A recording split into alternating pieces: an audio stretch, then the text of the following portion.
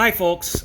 So I have some additional thoughts on the Shane Acker, Josh Klausner Thomas film. I know I said that I liked the overall concept and would be okay if it was its own thing and stayed separate from the TV show. But I feel like I need to expand on something. The overall concept is good. It's not a good Thomas the Tank Engine concept. It's not a good Thomas film.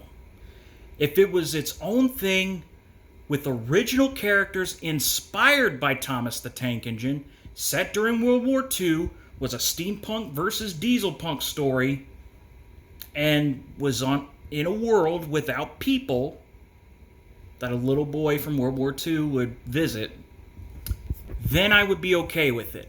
If it was a completely original story with original characters, that would be so much better than what they were making. You know who did this concept better?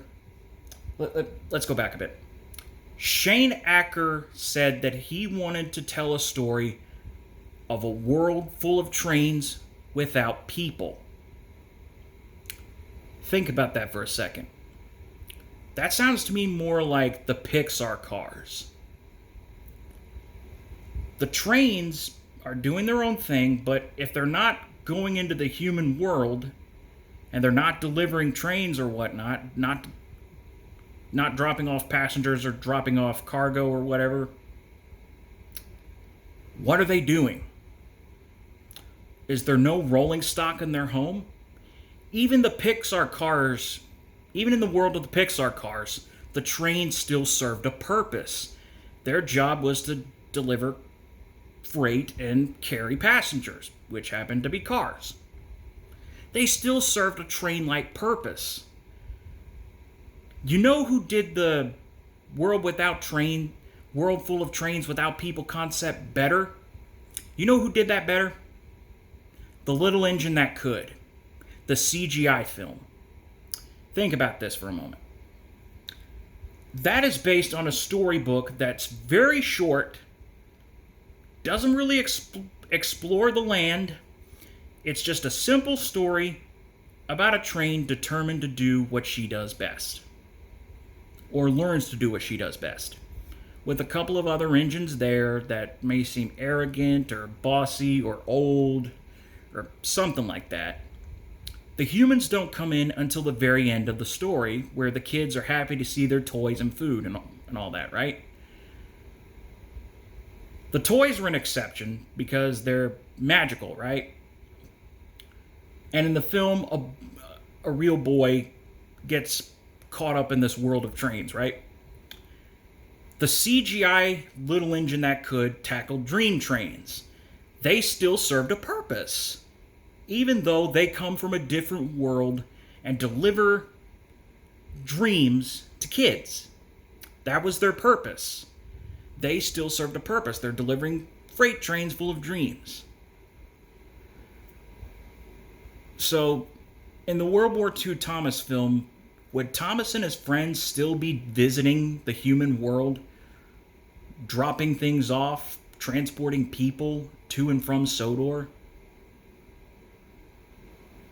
But would they be doing that? Or would they just be running around the island with no rolling stock at all? What's the purpose of the French mine carts then? Maybe they deliver coal to the steam engines? I don't know. Or the British war boats. What are they doing?